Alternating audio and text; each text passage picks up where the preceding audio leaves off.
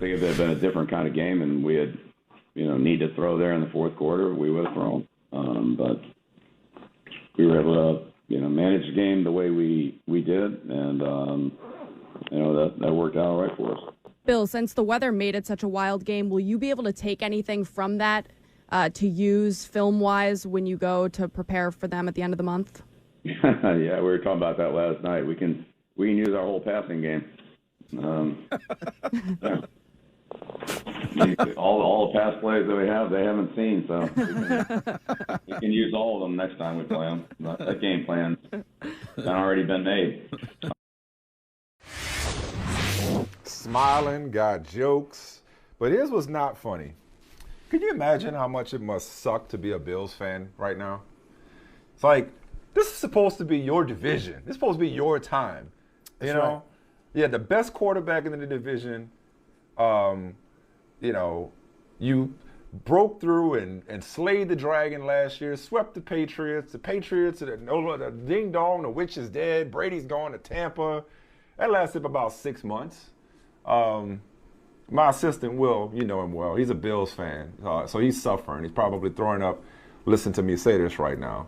But, the Bills really thought they had this thing, and all of a sudden, the Patriots are right back there. Right back to owning Buffalo, at least for one game. But it seemed like more than one game. It seemed like a reminder. Oh, yeah, right, okay. Yeah, take that. Yeah, unpack that for me. They play them again, but last night felt like more than just one win. I think it was the way that they did it, right? It's not just the way that they did it. It's what this was supposed to represent. The Patriots, just for those, and people know the story, but you can't say it enough. I just want you to just let this just roll around in your head for a little bit. Let that sink in. The Patriots have won 17 of the last 19 AFC East titles. Right. 17-19.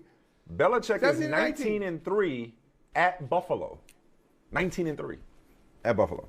So that is, they didn't win it in 2008. They lost on tiebreakers. They had the same record as the division champion, Miami, in 2008, 11-5. They lost on tiebreakers. They didn't win it last year. Now, and last year, this is important.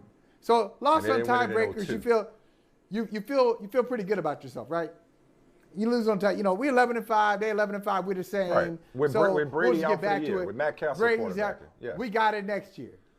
Yeah. Last year, they trailed Buffalo by 6 games. They got swept by Buffalo. So 7 wins for the Patriots, 13 for the Buffalo Bills. And that last game was a beatdown, 38-9. Mm-hmm. This was supposed to be the start of a run for Buffalo. The Patriots weren't supposed to be able to catch up this quickly. You're 7-9. You have Cam Newton at quarterback. They got Josh Allen. They got Super Bowl dreams. You're just hopeful that you can find a quarterback somewhere and maybe make the playoffs. You're not supposed to be. This is not supposed to be. This is not supposed to happen. No, it's not. It's happening. It was supposed to be a changing of the guard. A lot of things aren't supposed to happen. You're not supposed to win 17 out of 19. You're not supposed to get to 9 Super Bowls and win 6 of them, Buffalo. And we can have a debate another day about how impressive it is to get to 4 straight Super Bowls and lose 4 straight.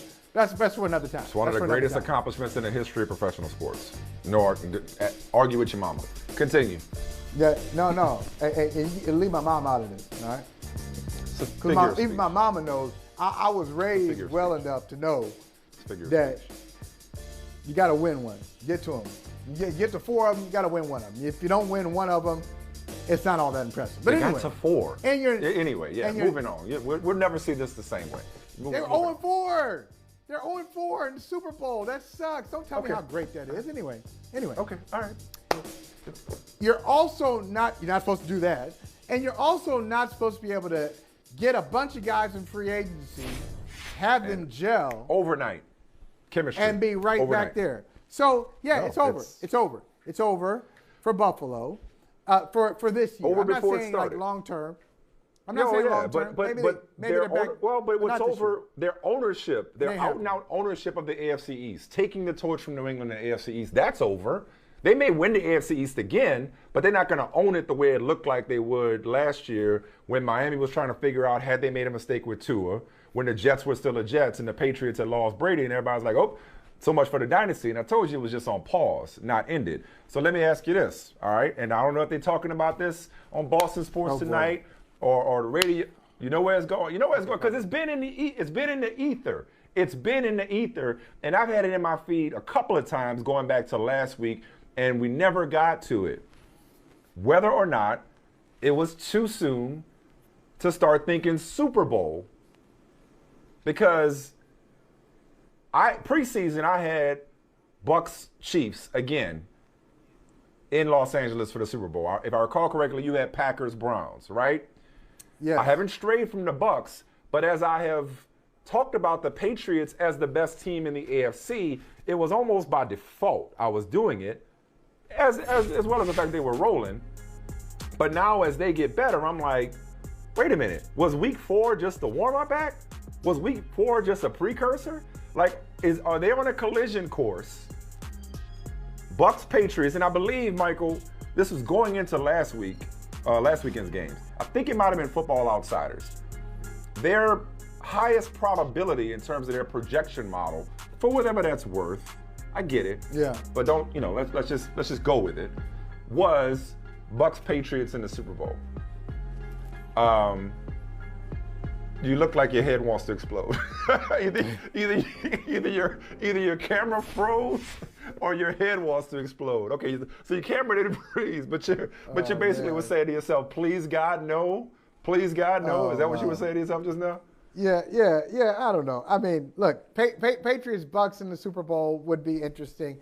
Is it too early to think about the Super Bowl? Yeah. I like why are we talking about the Bucks? As if the Bucks are just, hey, move aside, Cardinals. Brady? No, because move Brady. Aside. Listen, I can say right now that the Cardinals and the Packers are the best teams in the NFC. But come playoff time, I'm gonna tell you right now, I'm not picking against Tom Brady. You're not gonna pick against Tom Brady, really? No, and that's why I picked him in the preseason. I didn't say they were gonna be the number 1 seed. I said that Brady will find his way back to the Super Bowl. He's going to be the MVP, and he'll get back to the Super Bowl. And they can't. They can go on the road like they did last year. I guess they could. They were a wild card last year. They could, but I will pick against them. If they're not the number 1 seed, I'll have no problem picking against the Buccaneers. So the number 1 seed this year. Okay. That gives you a really great. You're well positioned to get there. Top 2, no. Patriots? Number 1, yes. What about the Patriots? Yeah. It's too soon? It's too soon for anybody. We talk about anybody in the Super Bowl, but I'm more open to talking about the Patriots as a Super Bowl contender than I have been all season long. Like 3 weeks ago, I didn't want to hear after last night, especially for the Patriots. Was it last night? Did it for you? I think it's Tennessee. That's my team. What they did in Tennessee, I know Tennessee's banged up. What they did in Tennessee and Buffalo in back-to-back weeks and how they did it. See, they are, and this is what I was trying to say with Sean McDermott. He's like, it's not Bill Belichick. Don't give Bill Belichick credit for this. We struggled in the red zone. We did this. No, you give Bill Belichick credit for the type of team that he has. A team that can play defense, a team that can score 30 points if necessary and win. A team that can score 14 points and win and want to do it. Like to go into a game and saying, hey, we're going to do this until we have to change it. As long as we have the lead, whether the lead is 11-10, which it was at one point last night, or it's 14-10, we're going to do this until we don't have to. Like nobody thinks like that. Nobody builds a team like that. Since you went back to the top of the show, I'm going to interject. We'll come back to the Super Bowl. But you don't understand how that could be frustrating for a coach. Like, just because we worship at the altar of Bill Belichick doesn't mean that his colleagues in the competition have to. If you're Sean McDermott, props to Bill Belichick See, I want to quote Pulp Fiction again. I want to quote The Wolf. Not exactly the same set of circumstances. I know what you mean. But you know which one? Okay. I do. Like, so let's not act But like you Bill should. Belichick somehow discovered fire last night or reinvented the wheel. As I said earlier, if you're Sean McDermott and you had the better field position and you were in the red zone 4 times and came away 1 for 4, like, that's not Belichick. Like, you got to look at the mirror. Like, you're not conceding anything to Bill Belichick. You got to sit up here and say, wait a second, what the hell are we doing?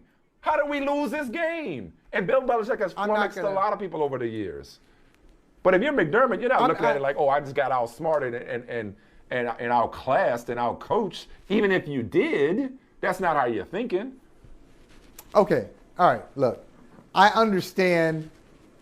It's competitive. It's a competitive situation. He was emotional last night. I understand why he said what he said. I'm not.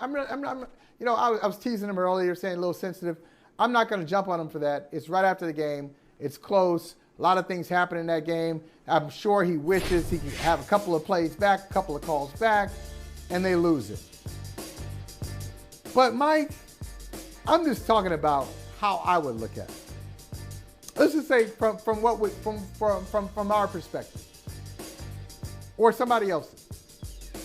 If Colson Whitehead tells me, if I'm compared to Colson Whitehead, and somebody says, "Man, Colson Whitehead, that guy he can just write. He just puts out Booker Award, Pulitzer Prize winning fiction. Isn't he amazing?" Even if I think I could have done some things better, I'm going to say yes. I can learn from him. I can learn from the best. Y'all not having a writing competition. That's not the same ballpark. It ain't the same league. It ain't the same sport. But if you're side by side with Bill Belichick, and you're Sean McDermott, and you haven't done anything, and people are saying, Bill Belichick. If Bill Belichick did it, he probably should. You know what? Humble yourself. No. See, I knew you were going to say that shit. No, that's not about humility. It's about accountability and saying, guys, this isn't Bill Belichick. Bill Belichick didn't outsmart us by simplifying his game plan. But he we did. didn't execute. I'm trying to be nice to him. I'm trying to be nice. He could have a great game plan. I'm stopping. He could have a great game plan. I'm stopping. But we didn't do our job. They did their job. We didn't do our job. That's sports. No. I'm not about to sit up here and give flowers to somebody for what we didn't do. No, give flowers to him. He can give flowers to him because he outsmarted you last night. He outsmarted. Okay, here's this, Mike. Ted Johnson said last night. They out-executed you because you took too long. Because you took too long to adjust. Ted Johnson said last night, he said, you know what we would have done? You know what I would have done? He said, if they're going to continue to run on you like that, why not go goal line? Why not go goal line? Bring your big people in. Go goal line in the middle of the field. They had 6 offensive linemen on 61% of the snaps. That's a fair assessment. Okay, Michael, thank you for making my point. You, with the help of Ted Johnson, just made my point. Okay? They didn't do anything mystical, magical, majestical that they couldn't have adjusted to. They didn't adjust to it. So, if you're Sean McDermott, this ain't about Bill Belichick. This is about what we didn't do. That's all, Michael. It's not. We're saying the same thing. But this is what I think, though. This is why we're saying similar things, but this is where I go away from it. This is success in a nutshell. This is success. This is what happens. Sean McDermott sounded like the boxer, and you can picture this boxer. The boxer who loses a fight, loses a decision, and the post-fight interview, his eye is half closed. He's got a lacerated kidney. They're about to take him to the hospital, and he says into the microphone, "He didn't hurt me. He didn't hurt me. We did all right." No. You know what? He kicked your ass, but you're too dim to understand what happened to you. This was not about, we didn't execute. No, you got outsmarted, you got pounded, but you're too slow to understand what happened. And he success was happens too like slow, that. but now he got it. But he still don't got it. He ain't got it yet. Smart tech. We rep the same He smart ain't got it yet. He ain't got it. He ain't got it. Let me just say this. We got company standing by. Let me say this to answer my own question. I think success is like that. I think success is like that in a nutshell, where people expect fireworks. They expect these huge epiphanies, and it's just a couple of small things that determine, sorry, Jim Collins, I'm going to take your great title. It's the difference between good and great. Good and great is just a few small things. Nobody thought the Patriots would be great, but if they mess up and let them get the #1 seed, a bye, and the road to the Super Bowl has to go through Foxborough, they're going. So I like the Patriots to get to the Super Bowl, provided they get that 1 seed. The only team that gives me pause, and we didn't really talk about them yesterday because Sunday night's game was kind of boring, is your Kansas City Chiefs. My preseason AFC Super Bowl participant, who, what are they giving up, 11 points a game, maybe less during this winning streak, and they still haven't figured it out on offense? They're not under the radar because they're the Chiefs, but it feels like they kind of laying in the cut. Because we spent the whole show talking about the Patriots. Everybody's enamored with the Patriots. That volcano can erupt. The Chiefs just over there figuring it out. They winning in the meantime while they figure it out. Hey, thanks for watching Brother from Another on YouTube. Make sure you hit subscribe before you leave, and be sure to watch us 3 to 5 p.m. Eastern Time on Peacock. Appreciate you.